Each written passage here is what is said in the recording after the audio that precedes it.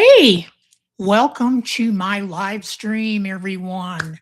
This is my first live, and I think I was late. I think I was late getting here. Um,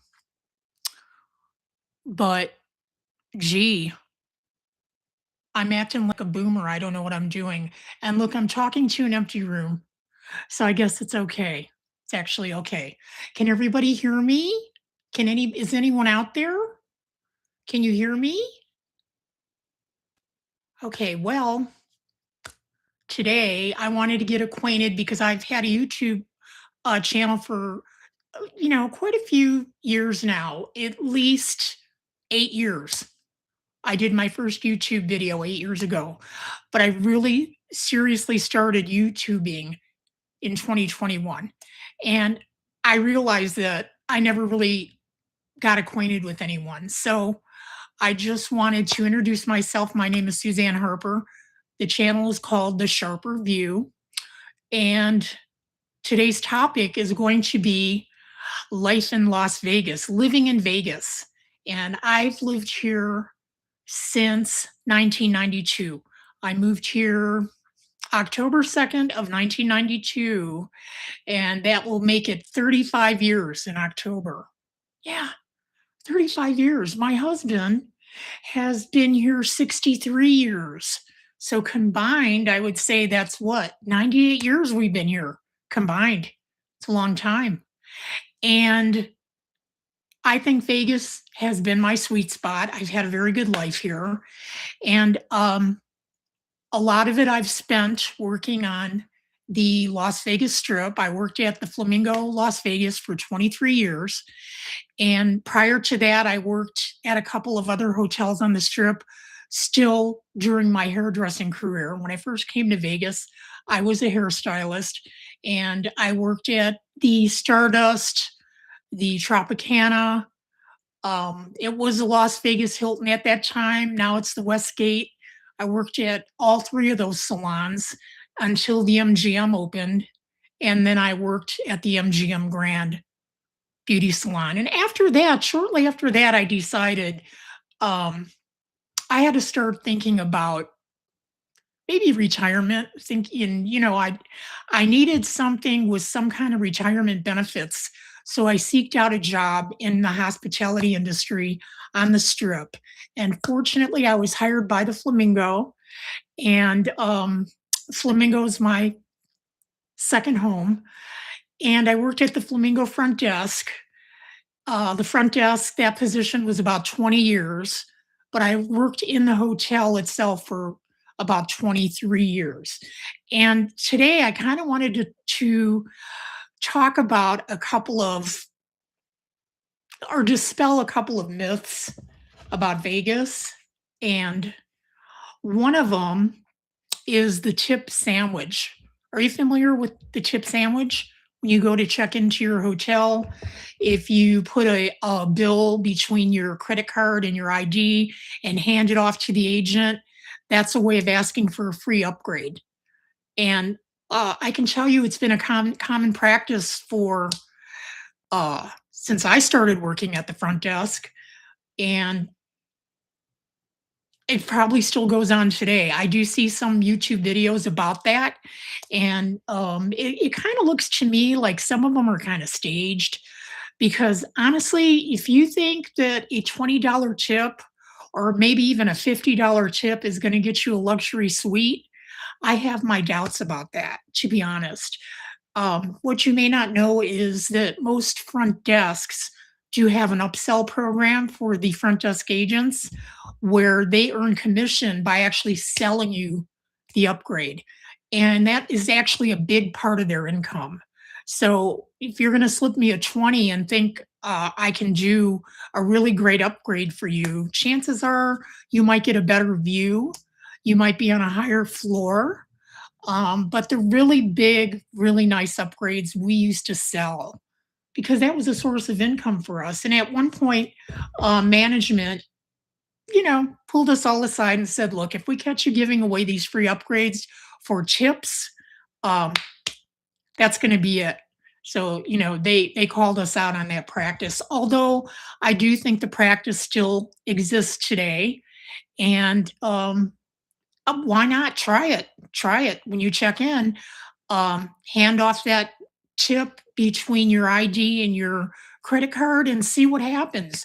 If there's rooms available, it's like anything else, it's a crapshoot. So try it. The next thing that people don't really know about when they're checking into their hotel in Vegas is being walked. Have you ever been walked? Do you even know what that is? When you're being walked, you have a reservation at one hotel, you go to check in, and they tell you, "I'm sorry, you're being relocated to one of our sister properties." So what happens is they've oversold the hotel and they have to move people. So usually if you're being walked, you usually have arrived on the red eye, which is the cheapest flight to Vegas, gets here around midnight, and you get to the hotel around 1 o'clock in the morning to check in, only to be met with the news that you won't be staying at that hotel that night. People are not real happy about that when they find out. And, you know, um, being walked is not as bad as it sounds. You get to go to a different hotel just for the first night.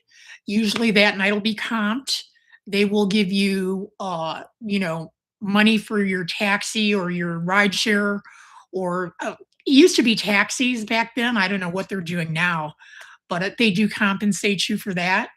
And the next day, when you return back to the hotel, usually they make sure a room is clean and ready and waiting for you. And a lot of times they'll even upgrade you, or they do compensate you some other way by giving you a couple of free buffet passes or something like that. So, yeah, that's kind of a common practice, overselling the hotels. They do that to make their numbers look good. So, um, tipping for jackpots. What is your what do you think of that? I mean, you're spending money in the casino anyhow. You get a hand paid jackpot, and people are standing around looking at you like, okay, where's my tip? And, this is gambler's etiquette, tipping the person that pays you off. Usually, if you get a hand pay, it's because you've exceeded the untaxable limit in winnings. So somebody has to bring you the money from the cage and give you some kind of form for the IRS. And yeah, those people stand around waiting. They're waiting for a tip. And it's nobody says you have to tip for a jackpot, but it's the custom. It's customary. It's good mojo for you. It's paying it forward. It's putting that good karma out there. And so, yeah, um, you don't have to, but I suggest you do. So, tipping, the truth about resort fees. Let's talk about resort fees a little bit. I for many years when I worked at the front desk, we didn't have resort fees. There might have been other junk fees added onto your reservation, but resort fees, nobody ever really explained to us what those were. And I guess would challenge us and go, okay, what is this resort fee? Why am I being charged a resort fee? And what we were told to say is, well, it covers covers the workout facility, it covers Wi-Fi in the room for 2 devices. And I don't know what else at the time. Maybe we were giving people bottled water in the rooms. I don't remember now. It's been a long time since they started resort fees. And I think that it was difficult on the agents because we couldn't really explain why these junk fees were being added to the reservation. And in fact, at one point, um, somebody at a meeting, upper management person at a meeting, chuckled and said, "Oh yeah, those resort fees, it's revenue for nothing." Okay. So there's the truth. There's the truth about the resort fees. If it wasn't a resort fee, they would figure out some other way to add on. fees to your reservation. Um, Being a Vegas resident for as long as I have been, I saw a lot of people come and go. And usually these were people that I worked with. And they one day would say, "Hey, I gave my 2-week notice today. I'm leaving." And I'd go, "You're leaving? Where are you going?" And they'd go, "I'm going back home," wherever that was. So the truth of that was they came to Vegas and they gambled themselves out of living here. And this is nothing new. And I'm sure if there's gambling where you live, people end up doing that. They get in serious financial trouble to the point here where that's probably the biggest reason people leave. Another reason people don't like Vegas is the heat. And I will say at 8 o'clock tonight, it was probably 108 degrees. We spend a lot of time indoors. And you might it might look like there's a lot of activity here in the summer, but people that live here um all year round, a lot of people leave for the summer. If they're able to do it, they go someplace cooler and they come back in like October. And sometimes even in October, it's not cool yet. It's still in the hundreds. I can remember many years not turning my AC off until like Halloween. So, yeah, you got to decide if you like heat. And I don't care that it's a dry heat. When you say dry heat, let's say blast furnace. The heat here is like a blast furnace. Okay. And I think one of my cats just walked in the room. I don't know uh, what's going to happen, but we are live. So, the other question people seem to ask is about getting married in Las Vegas, and it is so much fun. My husband and I got married at the Graceland Chapel by Brendan, who is the best Elvis in town. Okay. And it's such a great way to get married. And it's easy and it's fast and it's inexpensive. And then you can party afterwards. And oh, there's my cat. Okay, I don't know what's going to happen. He's over there bothering the other cat. There's going to be a live cat fight here. All right. Oh, the white kitty ran away.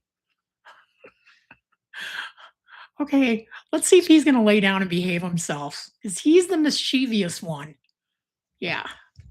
So, how are we doing? Oh, it looks like I'm playing to an imaginary audience. And, I was told this might happen on the first live stream. So, you know, I'm just going to pretend you're there and maybe you can catch me on the replay. Again, my name is Suzanne Harper. This is the Sharper View. And I was going to take questions about living in Vegas, but I guess it's not happening. So I'm going to make this a quick live stream. This again was my first live stream. It didn't go well. I was late getting started because of the usual boomer reasons. I didn't know what the hell I was doing. And I don't know, maybe people came and left. But I'm going to close with this. Thanks for stopping by to the replay. And I will see you in the next one. Have a great day, everyone. Bye.